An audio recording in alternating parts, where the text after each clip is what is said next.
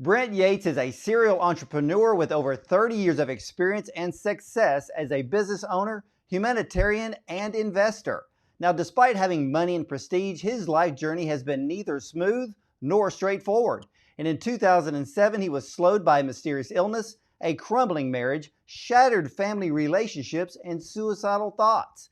Well, at his lowest point, God put people, organizations, and resources into his life that came around him and lifted him up from his knees. And he is here today to share his new book, The Gravity of Up.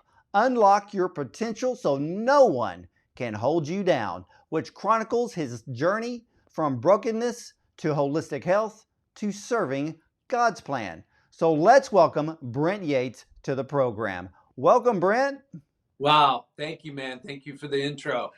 It's a pleasure to be here. Thank you for the opportunity. Really. Oh, absolutely. And I can't wait to get into your story, but I want to know, why is up not a destination, but a direction? Yeah, because you never really totally, if I could reach up, right? And then it's like, where do we go from here? So I like to say to my team, like we're going to the moon. I'm deflecting off of that and we're going higher. So the people around me inspire me to do more. They've confirmed me along the way. And like, if we could reach it, then, the destination's over. So it's onward, brother. Well, I love the way you started out your book talking about, climbing up the mountain and then really having that idea and really set the tone for the rest of the book. But Yeah. you've found redemption and abundance in life through three main pillars of health. What are they and how do they intersect? Yeah, mind, body, and soul. And it's all been said before, but I think the clarity for me was what my body was breaking down. Number one, at 48 years old, I didn't think I'd make it another day. I had MRSA. I was on crutches for about a year, convulsions, through living life the wrong way.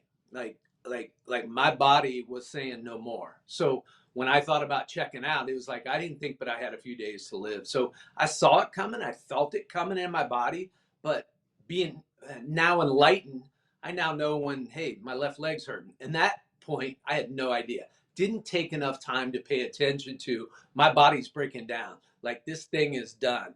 I like to say now that, if we treat our bodies like a car we're going to get rid of next year, that's what we're going to have. If we treat our bodies like, hey, it's a collection, it's a collector's piece, we're washing it, we're shining it, we put it in a special place and we take care of it because it's our pride. I think too often in life, and most of us are so busy, we forget about this vessel. We've been given one vessel.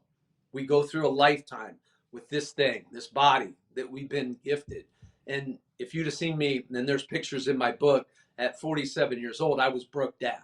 And I like to use the car thing there because when the car's broke down, you either trade it in, you get another one. Well, you got one of these, so you have to take care of it. So the mind, body, and soul thing is, if it's not all clicking, it's not all working. You've either got a flat tire or, something's out of alignment. So for me, I'm working on all of it. Like, what am I putting in here? What am I putting in here? And how am I connected to the man above, who starts it all? And without that, and that's what I was missing at 47 years old. I knew about God and I knew he was there, and I built some churches and I've been involved, but I wasn't tuned in. It wasn't my priority. And so that's yet to come in those questions that we're going to unveil on how he became my priority.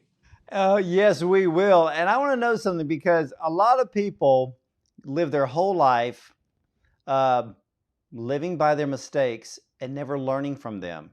Yeah. How long did it take you to finally look in the rearview mirror and look at all the destruction that you caused? And I know that it links back to being raised by a domineering mother. You had a father that worked all the time, and all of that kind of set a foundation of destruction through what, 3, 4 decades of life before you found the right path? Yeah. I would say it was that. And, I like to say that I had all the opportunities. Like, what they were feeding me was really beautiful stuff if I program it right. But I wanted to take it over the top, and no success was ever enough for me, whether it was in sports or in business. I just wanted more. And I think if I had come to grips with, hey, you're doing the right thing. And oh, by the way, there's a God that, hey, you should be helping people instead of taking whatever you can get. Like a lot of people relied on me and I helped a lot of people in their lives, but not where I'm at today. It was more, if you got something for me, I'm going to give you back. You need to make a living. Like we could have an equal exchange. But at the same time, the way that I digested it was never enough. And my wife and I, it just was not good for several years because I'm an alpha, right? But not being communicative in my relationship, it was a one-way street. Like I'm gonna go do what I'm gonna do. Like I know you're there to take care of the kids, but I just did it all in the wrong way. And I think by the time I was 47 years old, like it's in the book, like we didn't like each other, and so it was a matter of time. And the last child left, and even though I had made the decision and maybe made it over a couple of years that this marriage isn't going to work, when it got cut off and we went through the divorce, that's when I was just like, dude, you're a total loser. Like, and at that point, the business was good, but it's a grind. Like owning your own business, it's just a grind, right? So I think my whole life to that point, I had a lot of successes and a lot of advantages, but I just done it the wrong way. And so there I was at 48 years old going, all right, I think I'm done with this. My body's done. I'm not connected to God. I don't have that. I don't have that life preserver. I don't know where to go next, or I had already done it. So, I basically had checked out of life and just wanted to be done with it. And I didn't see my value at that point. And, I just let everybody down. So that's where I was at. I mean, did you feel that looking back that you treated everything that you did, not from business to personal relationships, that you treated everything as a business Pretty or with a much. mindset of business? Yeah, pretty much. And my dad had, he had retired sometime earlier before I took over the business. And, he had put it on me at an early age that he needed me to come in and take care of him and take care of the family. And, it wasn't exactly in alignment, as any kid. Like I wanted to be a stunt man. Like I thought I had everything to go to Hollywood. I just wanted to play. I went to college and played basketball, and I still wanted to play. I was 18, 19 years old, and I didn't want to take that all on. But at the end of the day, when I did take it on, then I had a child and I met my wife just while I was still in college, and I was ready to go to work, and that's what I did. Wow, because I noticed that in the book, and correct me if I'm wrong here, you seem to be what? Did you seem to be abrasive in a way in leadership? Absolutely. Yeah, it was my way or the highway. And everybody needs a leader that, you'll follow him up the mountain. But I had no empathy. I had no like there was no excuses. And I led that way, but I knew how to lead that way. I was that guy. I was where those guys were in my life when I was coming up through the business. So when I looked at somebody, I knew what I wanted and I was going to get it one way or the other. So yeah, I was very domineering, very tough. I like to fight. If you didn't give me what I want, like we could go toe to toe. I was good with that. That was part of my manhood and my ego. And so that's all just destructive, as you know. So that's, everybody knew me as, if it was mine, I'm going to grab it. You try to grab it too. I'm going to beat you to it and I'm going to take it. So it was a destructive lifestyle for sure. Well, in your book, I mean, for all of my viewers out there and even the listeners, for those looking to develop a gratitude mindset, where would you suggest they start? Wow. I think, for me now, let's go. I'm now 60 years old and I'm in the process, right? Now I have to describe what I do. So the gravity of up for me begins with programming the body through the mind with positivity and gratefulness. I call it putting on my shield. And so I can wake up, I can put my pants on, I can get my coffee, and I can go in the world where I can go, oh man, I've just been blessed with another day. And I got a beautiful wife beside me that supports me. And, I have all these things I've been blessed with. But even if it's just the sun, and it's just the moon, like we have in my process, I got tied into that. What God has really given us is the beauty all around us, but not just going through life and not seeing it and truly appreciate it. That's where I was, man. It was there, but I never saw it. So now I take the time, I breathe, I get my body calmed down first thing in the morning, and I want to tune in. I want to get grateful. Once I get grateful and I'm in that mindset, now's the time when now that connection to God's open. Now I'm beyond just thanking for what's around me, I'm thanking him for what he's provided. So that connection, that relationship is completely changed by me doing it first thing in the morning or at night, by slowing my mind down. I've got a few businesses, I've got people around me, and that can be, that can overwhelm your life. Or I know you're a busy guy. It's like, all right, what's next? Hey, I got my next interview. And what's that like? But if we don't take the time to prioritize what's important, like first thing, life's going to come at your heart and you're going to forget that first thing. And it gives me an advantage that I never had before. But I'm grateful. I went to my knees and now I saw what God did for me. So I'm so still in that gratefulness to get another shot at life. So if you saw a picture of me at 47 years old, which is in my book, to where I am today, like I got a new beginning, and many people get that. And for me, that's why I'm talking to you. That's why I wrote the book. I was encouraged by others to do that. I want to be that guide. I want to be that resource. And I know we're going to get into that, of all the people that came into my life. It's now my turn to get that back.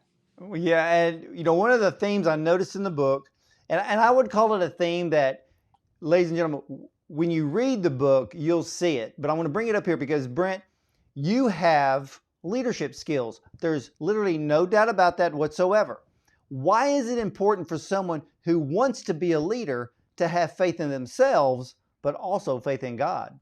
Yeah, I think, I talk about the Maxwell Business Bible. I was given the Maxwell in that like a 3-month period where I was on my knees. A friend of mine reached out to a pastor friend of his that I didn't even know. And that's how that connection in Phoenix happened. So I'm in Ohio. I'm now spending time in Phoenix because I've shifted. I've gone, man, I don't know what else to do. I had experienced the desert just a little bit, following the Buckeyes out there. I think it was in 02, 06. So I went to Phoenix going, man, the moon's different out there. The mountains are different out there. And I think I have a chance to make a change there. Nobody knows who I am. Nobody knows how screwed up I am. So changing space and changing geography was key for me, 100%. And I still maintain a place in Phoenix, and it's still my place. But what happened was a friend of mine called a pastor friend of him who I didn't know his pastor. And he said, hey, my friend's really in a bad place, and he's in Phoenix, and he's looking for a church. He's looking for a connection. And he sent me a Maxwell Business Bible. And so I don't know if have you ever read one or had one, Ward? No, I have not. Yeah, but it's all right there for leadership. Like the whole Bible, like Maxwell pulls out the good stuff as far as being a leader and figuring out, through Solomon and, through the whole Bible, how to be a man and how to lead like a man and what's expected of a leader and the pitfalls of leadership, which I saw. I had already experienced all those. So I knew what those were. Now, how do I do it different? Well, I have a blueprint. The Maxwell Business Bible, any Bible, is a blueprint. But for me, like he condensed it. He pulls it out and goes, man, here it is. Here's how you should be thinking about it and how God was thinking about it through his disciples. So for me, that's the secret for me, is that's what I open up. And many days I go, I just need a message. Like I'm going into whatever decision or, what's going on in my life, or I know I need to reboot. I just open it up and it's there. It's there for me. So that was a big one for me. I hope I answered your question. I'm not sure. Yeah, no, you did. You did. Yeah. But something Cool. struck out at me as I was reading your book, and you mentioned that you created your own stressor and you called it emotional arthritis, which I thought was a great name. And you called it because your body and your brain hurt at all times. Mm-hmm. Success didn't bring you happiness. What finally brought you happiness? Yeah. So I think getting in alignment with really nature, but the giving proponent. So there's a piece in the Bible where, I've gone through this transformation and all these resources have come into my life, or a life coach, a trainer came in, like I was on crutches when I arrived in Phoenix. A trainer came in, a life coach, this church came in, and I was given all these resources to be better. And so, I'm sorry, what was your question again? No, no. You had mentioned the term emotional arthritis, Yeah. because it caused your body and your brain to hurt all the time because success didn't bring you happiness. So what did bring you happiness? Yeah. So a guy came in. It was like I got through the piece of kind of my transformation and my awakening, and I'm in church, and a guy came in. His name was Barry Cameron, and he came in from Prairie, Texas to speak, and he wrote the book Contagious Generosity, which is in my book, and I talk about it. But that piece of make more, save more, and give more, like I'd never really considered that. That got me fired up, and when I started giving more, like that transformed my life. And so that whole process and that whole principle, that fundamental principle of hey, you're 10% or whatever it is. I mean, that changed my life. And then I started looking for opportunities to give. And when I found those, like that receiving giving thing, like when I'm giving, I'm receiving, that changed my world. That has changed my world to this day. My wife and I started a foundation 6 years ago called Restore Us, and it's just that thing. It's not just that I've been blessed with. It doesn't matter what amount you have, but giving and putting your place. I had to, when I was in Ohio, still in that okay back and forth stage. Like I had to put Phoenix was my place. Phoenix became my place, and I was afraid to leave. But I needed to go back to Ohio to get back to work, which transformed into like God blew that whole business up, and I ended up selling it 5 years ago. But in that place of transition, like I knew who I was in Phoenix. I had all my people around me, everybody that had come into my life. I had to go back to Ohio and put myself in that same place where I had failed for really 40 years. I'm back in that place. So finding opportunities to still stay real, stay connected to my emotions and the giving and the empathy, that was all there. And the more I did that, the more opportunities that came. So that was the biggest piece for me, that where I started to feel real value. Well, in your book, you mentioned a young man named Chris that really kind of catapulted your giving in a much different way. And this all happened right before your move back to Ohio. Can you Yeah. kind of give us an overview of that little story? Yeah. So Don Wilson, Church Christ of the Valley of Phoenix is the church I ended up with, and ended up traveling with Don. And he became a big influencer in my life, and still is. I asked me about him in a little bit, about him reading the part of the book. But I went, as I started to meet people in the church, I met an elder. They put me with an elder. I got connected with an elder immediately from the pastor in Ohio. And after about, I think it was the second winter, he saw that I was ready to meet the pastor. So they introduced me to Don Wilson, and we went into this dinner. And I'm thinking, well, I've evolved. I've got my life right. I've built churches before, and I think that's where I'm headed. Like I want, this guy's building. He's expanding all over the place. I want to be a part of that process. I feel like that's where my skill set is. And so I go to this dinner with Don Wilson of CCB, and he's the founder of CCB. And he's like, I tell him, hey, I'm ready to put it out there. And what can I do for you? He goes, you'll be a sidewalk greeter, Brent. And I was like, you want me to do what? Because that, back then there was that transition of I'm just reconnecting with people. Like I'm still trying to figure that piece out. He put me on the sidewalk. And so every Sunday, for let's go with 10 Sundays in a row. First two were cool. And, I'm doing my thing, and I'm greeting and telling people to have a great day. And hey, you walk this way. And they kept coming by me and going, where's Chris? And I heard that like 2 or 3 times one Sunday. And then the next Sunday, hey, do you know where Chris is? And I'm like, I'm Brent. Hey, how are you? All that stuff where I thought I was bringing great energy, and like going into the church, let's get this going, have a great service. Like, hey, have you seen Chris? And I'm like, finally, I was like, who's this Chris guy in my head? Like I think I'm bringing it. I look good. I've changed my life. Like I've got all this energy, and where's Chris? So I had to find Chris one day. So I went, I followed these people who are looking for Chris. And from about 50 feet, I saw who Chris was. And he was 21 years old, goth looking, pink tennis shoes, goatee, but he had this most amazing spirit that I'd ever seen in my life. And so as I got to him, like I've kind of got this edge, like, dude, really, what do you got going on? But from 50 feet, I could see what everybody was attracted to. So anyway, we went to dinner a couple different times. And like me, like I wasn't in the church. I was on the sidewalk. I wasn't working for the church. And after a couple of dinners, I'm like, dude, I was like, you got to get in the ministry. You have to bless people. He's 21 years old. He's a carpenter. And like, he wasn't making much money, but he couldn't afford to take that internship and not get paid. So even though I didn't have a whole lot of money at the time, I got him to give me a budget. And month by month, I paid him, and it wasn't a huge amount of money, but I didn't have the money to give him to take care of it for the year. But he did his internship. He then went on their payroll for like 2 years, and then he started his own church. And 7 years later, he just married me 6 years ago. But yeah, he started his own church. Like for me to see that, but for me to pay attention to that, like that was a big start for me. Well, for you, I mean, and I thought it was very interesting that Pastor Don said, yeah, you could be a greeter on the sidewalk. Yeah, How much of that actually brought, well, it really made you humble, didn't it? sure did. Don, and Don, if he was on the pulpit today, he retired about 5, 6 years ago, but he spoke to the men, and like Don knew me personally now. But every time, there's 30,000 people coming into this church, and every time I'd come to church, he'd be standing there challenging me, like, "How you living, Brent? How was your week? Who you living with today? Like what's she look like?" I would have a few girlfriends, right?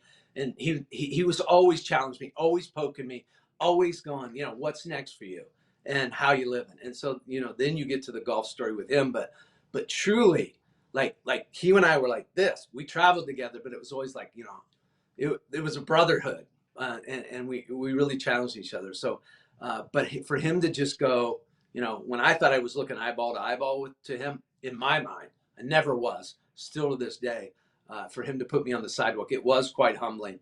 And I realized though that challenge was really good for me. Yeah, and I think it would be great for many people to, if they want to get involved in church, start out as a church greeter. And it's amazing what the Lord can do for someone when they humble themselves. We all have those times where we think we're high and mighty, but there Yeah. was a particular golf game with Pastor Don, and you got challenged at the 18th hole. What happened? Amazing. So I love to tell this story because I've played golf with Don a dozen times, and and it's true, but I make it usually the story a little worse than what it is. But Don's a very average golfer, but Don psychologically that's where he can get to you. But Don never called a shot. Like, I played with him a dozen times. Again, I thought I was doing the right things in church. I changed my life, but for Don, like he still saw the weaknesses. We're all human. The humanness is all over us. Like we are sinners. And Don was always challenging me to be better. And so what I like to say is, again, Don was an average golfer. Don never, as an average golfer, you don't call your shots. You don't go, "Hey, I'm going to hit this 6 iron 5 feet." You just kind of do your thing. Try to stay out of people's way. You don't want that much attention. Do you play golf, Ward? No, I don't. Okay. Well, I suck at it. yeah, it's an individual sport. Like this, it's you, the club, the golf course, the people around you are seeing usually how bad we are, right? And so you don't usually put it out there. You, in your mind, you might think, "Hey, I want to hit it 8 feet, and I'm going to do that." But anyway, we're on this a par three in Anthem, Arizona, with two elders actually, and one of the elders was Mac McElroy, who's in the book and actually confirmed me by signing the book. And so Mac and I are partners. Don is a partner with the other elder, but we'd have a $2 Nassau no matter what. And that $2, like, I've played for a lot of money before and had a pretty good career at golf, but that $2 meant more to me than anything else. Like because Don was going to get my $2, and I don't think we ever exchanged money, but it was the honor of, could he beat us? Could I beat him? But again, never called a shot. So on the 18th hole, my partner and I, who was Mac, I think we were one up at the time. We both hit about 12, 15 feet up under the hole on this par five, on this par three, and the hole was on a side hill back corner. And so Don, he is far left. He's on the fringe, but I'm going to say 60 feet, side hill, uphill, bender. And so I'm standing up under the hole, and like my feet are like this. That's how pitched it is. And so Don's looking at his shot, and Mac and I are thinking, "Hey, we could probably make par and win the hole." And Don is putting for two as well, but he's 50, 60 feet. He lines up to his putt, and I think he's going to hit his putt. He's already looked it over, and he steps back from his putt. He looks at me and Mac and goes, "When I make this putt, Brent's going to rededicate his life to Jesus Christ." Well, I'm still thinking about my 15-footer. I heard what he said, but it didn't really register, and how momentous that thought process was, and where even that came from. And so gets back over his ball, and I'm still looking at my putt on the alignment, and he hits that putt. And as it's traveling, like I can't tell it's going in or it might go in because of this side hill bender, right dead center of the hole. And so I mean, I always say, and it's in the book, but I don't know, Tiger Woods, you name Gary Player, Jack Nicklaus hits that putt 100 times. I don't think it goes in. And he called one shot that I've ever played with him. One time he said, I'm going to do such and such. And it was for my life. And that message becomes stronger every day. And, you know, the message of the book is like God does care, like about me. I had no value, still felt like I was making a transition. But that day really put the stamp on it that I was going to go forward in a strong way. Well, how strange was it for you to let yourself become a chess piece in God's plan and stop trying to move the pieces on your own? Yeah. And so what's really cool about, I don't know, it's 3 or 4 months ago, we have a home in Nashville, and, you know, I'm in this process, and, I don't know, like next is national TV. And, you know, for me, like this whole process is just been crazy. Right. And preparing for it. And, you know, when you started your journey, I'm sure there was days of doubt. Right. And we all have days of doubt, but I have a lot, like I'm a pipeline welder. I'm a leader. I'm a business guy. I'm a developer, but to put myself out here, like there's like last night I go to bed still and go, you know, really? Like I got to share this again. And there's a lot of this is quite painful, right? Like it's like, really, I got to share this again. And so I think for me, knowing, and again, back to Nashville, my wife and I are in church in Nashville, and I felt this part. I was getting ready to do a podcast or whatever, an interview, and I just felt like I've partnered with God. And this whole thing is a platform for Him. What He did for me, He challenged me at the beginning of the book, which we may go to, but I've partnered with Him. Like He's given me the tools to have this conversation. 15 years ago, I couldn't have this conversation with you. I didn't have the tools. So He has prepared me for this moment. And I take this moment on like it's He and I. Like it's not just me. If it was just me and I'm here, like I got no chance. No, I completely understand. I mean, even I'm here, interviewing you, and a lot of people don't know this. I have a few friends, a few guests who do know this, but I pray before every interview. And I say, Lord, I ask for a fresh anointing, but over not just me, but over my guest, over this interview. So the guest is blessed and those who listen and watch are blessed. Love Because, it. hey, I have great things on the show, but the thing is I want everything involved. It's kind of like what the Bible says, you want your cup full and overflowing, but that overflow has to touch everybody that is around you and around what you're doing, and to bring more praise and glory to the Lord with everything that we do. Which brings me to a very important question for you. How did the words, "You are my purpose," impact your life? Well, I think, purpose, I forget the guy's name that wrote Purpose Driven Life. And I think mission and purpose of of me taking what I almost lost and gave away is easy for me to go, all right, I now know my mission and I know my purpose in life. And I think we're all looking for that. And I think it evolves. All of us, it evolves. Once we get there, it's like the destination conversation. Like we never truly get there. For you, you don't know what's next, but you know there's more greater things for you to do in this life we've been given. So for me, purpose is the path I'm on. I want to be a guide. I want to be that guy that that so many were, really they were all my age when they met me. It's really kind of wild when I get to Phoenix and I'm now sitting with these guys and they've read my book and heard my story. They were my age. Now I'm that guy. That's my purpose. Is I want to be that guy. I want to be a resource for people that, all these resources came to me. I want to be that guy now. That's my mission and purpose. Well, when your housekeeper told you those words, Mm. and and it's a very moving part of the book, Ooh, and um, and it impacted you because you were already on this journey to yeah, become better, yeah, with your body, your mind, your spirit. You're going to church, but you're not just going, you're having a relationship with the Lord. And then she tells you these four words in mm, her final yeah. days, that you were my purpose. What did that mean to you? You know, I still struggle with that. I she was put there for a guide for me. And, I thought I was guiding her. And, when she told me, like when she called everybody for this party, like still gets me emotional.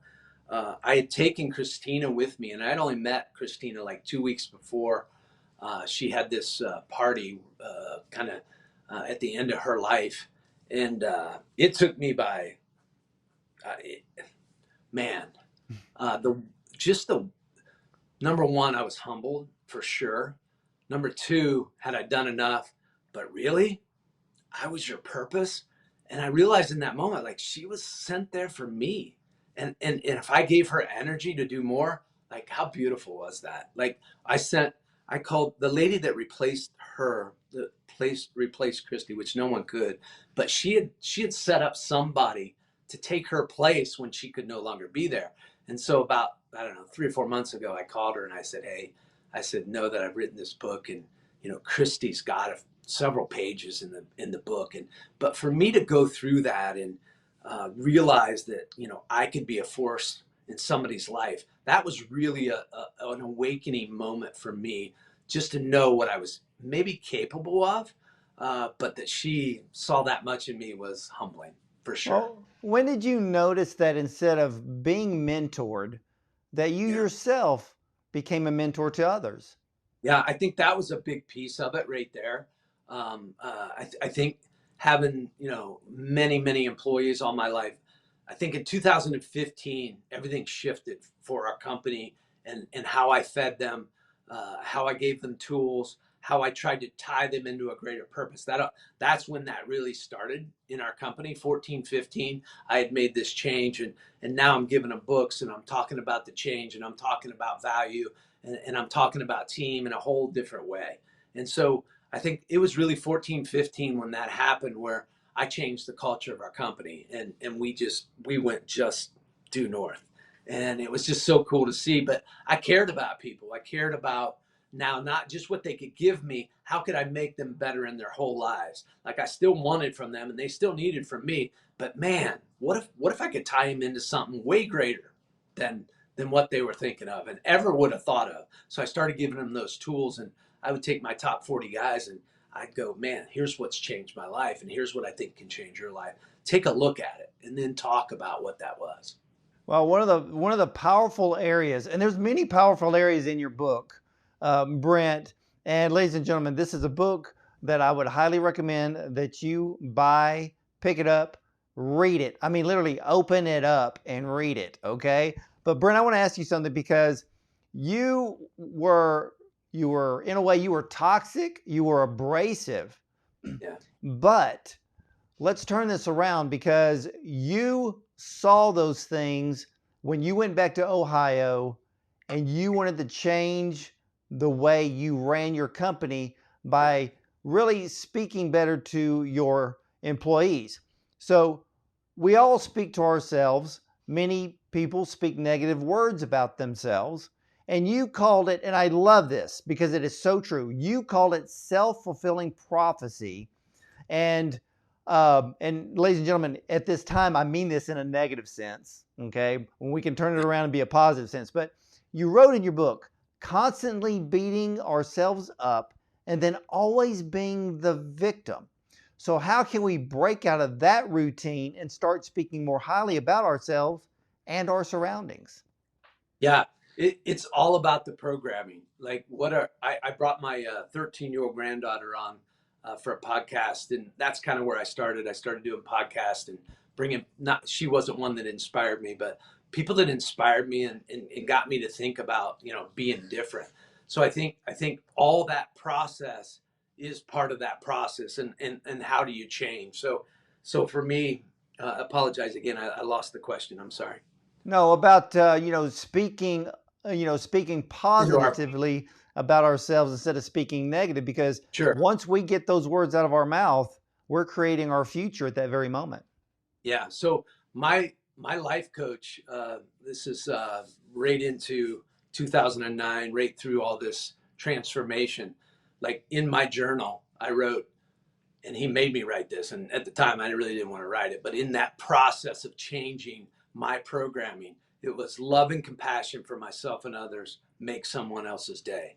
And that was every day for me. When that changed, when that programming changed, that hey, this just isn't about you, Brent Yates, and you may have an opportunity to impact somebody if I make change. And so that was a big part of, and I think for everybody, it's what are we allowing our children to put in our minds? Are we putting the good stuff in? Because if the good stuff goes in, it has a chance to come out. If the bad stuff's coming in, the good stuff gets trapped 100%. So for my kids, my grandkids, those around me, the influences, the people that we're listening to, like who are they and who's putting them out there? So I think, our world needs to hear from you and I. Number one, flat out. We've been blessed. We have a message. We talk about, the positivity and gratefulness in our lives. And most people aren't doing that. They're just, they're just trying to survive. So key for us is our programming. What are we putting in our mind? What's coming out? What's our focus? And simple as love and compassion for ourselves and others. Like that's where it started for me. Well, you have to learn to love yourself Yeah. before you can start loving others. And of course, you and I both know that when you plug into the Lord, you start understanding what unconditional love is, and He starts to refine us like silver so we can shine and be a reflection of His glory. But you Yeah. said something in your book, and this is a very important part of life, ladies and gentlemen. So if you've messed up, you've made a ton of mistakes, you know you're the problem. But Brent, in your book, you said, how can revisiting the painful places in our lives help us to move up? Yeah. Yeah. Cool. Here, one great point of that is my life coach brought me to California. And as you know, water is a part of my story. And I had to come here. It was 2009, in this whole revival of me. And I had to interact. He made me. I don't want to say he made me. I agreed to interact with the homeless. And I agreed to interact with anybody that would look at me. And the energy I was putting off was a beautiful energy because I was there to feed people, not just here, but here. And what we emit, like what we're now emitting through COVID, and everybody's got a mask on, and nobody will look at me anymore. It's like people won't. They may glance at you, but nobody wants to connect anymore. That piece is huge in our life, and that has to change. Like we got to get reconnected to people. But anyway, he brought me to California, and I would take food to people on the beach, homeless on the beach, and that whole thing was, as I look back, like they didn't want to interact with me. They thought I was the boogeyman. Like, are you FBI or do you want to fight? What do you? I'm like, man, I'm here to help you. But we're all, I think, at certain points in our life, we're close to the beach, and the next step is the water. And so for me, that experience of going, wow, that's all real, and I got thrown right back in the fire. I called my wife and just said, my ex-wife, and I think in the book, I was the villain, 100%. But really, going back to the beach was huge for me to go, wow, and I really think, I want to be that guy that goes, we have been there, we could go there. I'm a resource for it. Let's not go there because it is there. Yeah, and there are so many stories, ladies and gentlemen, in Brent's book. And we're not going to discuss them all here because you got to read the book because you need to dive deep. Many of you, I love you because you're a reader. You love to learn. Many of you love to get better. This is one of those books that I highly suggest. And so, Brent, where can my audience follow along with your journey, get connected with you, and where can they get this copy of your book? Yeah, the book's available on Audible, Amazon. However you Google me, you'll find the book. But I think our website's key too. Gravity of Up, BrentYates.com. Like the challenge at the beginning of the book, which is we talked about it briefly, and we won't go into that challenge. But I've accepted the challenge, and it's a dramatic challenge that came to me to give back, and the resources that I have and the people around me. That's what we're doing is we're trying to give back, not trying, we are giving back in our messaging. I have amazing people around me listening to what I'm doing, trying to communicate that with others. But my wife's an Enneagram coach, and the songs and whatever can inspire you to get out of the ditch. Like I realized what I was in the ditch, know that I was in that place. And so I have empathy for you, number one, because it's a painful, lonely place to be. And had people and resources not come to me, like I wouldn't be sitting here talking to you. So we want to be that resource for people. And that's the challenge that I've taken. So BrentYates.com, Gravity of Up, and you'll learn truly what the Gravity of Up is all about. And it's truly where we're going. It's all where we need to be focused. And that's straight up. And so, you know, you'll find me anywhere. It's pretty cool to be. I love to tell the story. I was with my daughter the other day, and my grandboys are 5 and 8 or whatever, and they're like, "Grandpa, Pa, we were googling you at school," and I'm like, "What?" And it was like before I even knew I was on Google. It was just the coolest thing for your grandkids, for that legacy. I'm really proud of where I'm at. I'm proud of what I'm trying to do, and I'm inspired to give it back, man. Amen to that. And ladies and gentlemen, just listen for a moment. We are all searching for something more in life.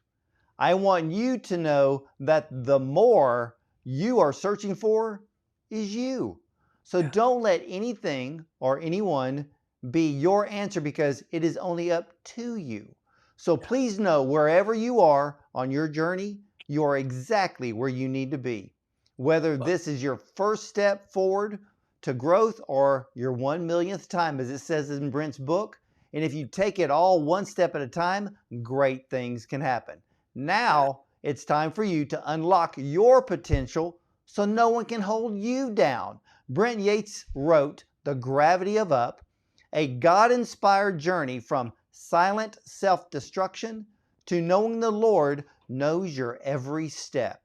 So stop for a moment, let him in so he can help you find the very person he created you to be. So Brent, I want to thank you so much for coming on to the program today. And one more time, what is the website that everybody can go to connect with you? I know BrentYates.com, and then what, Yeah. GravityofUp.com? Gravity of Up. The adventure starts here, man.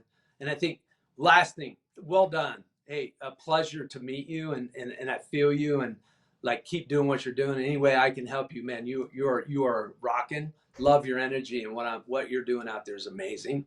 But the adventure starts with change, and a lot of people fear adventure and fear change. But man, take it all in. Take every resource you can find to move the needle. It's there that the adventure starts, and it's free. Like resources are everywhere. You're feeding them right here. Take it in, make change, and when you see that change, like that's where it all starts. That's the adventure. That's right. See, Brent, I love people like you because in reality, there's no comfort in the comfort zone. We got to Mm. step out, and ladies and gentlemen, like a friend of mine had told us before, if you're looking out to the water, well, that's a step of faith, and leave fear on the sand. So ladies Yeah. and gentlemen, again, Brent Yates, The Gravity of Up, an absolutely fantastic book that will motivate you, inspire you, and let you know that, yeah, we all make mistakes in life, but guess what? As long as you're living and breathing, you can make change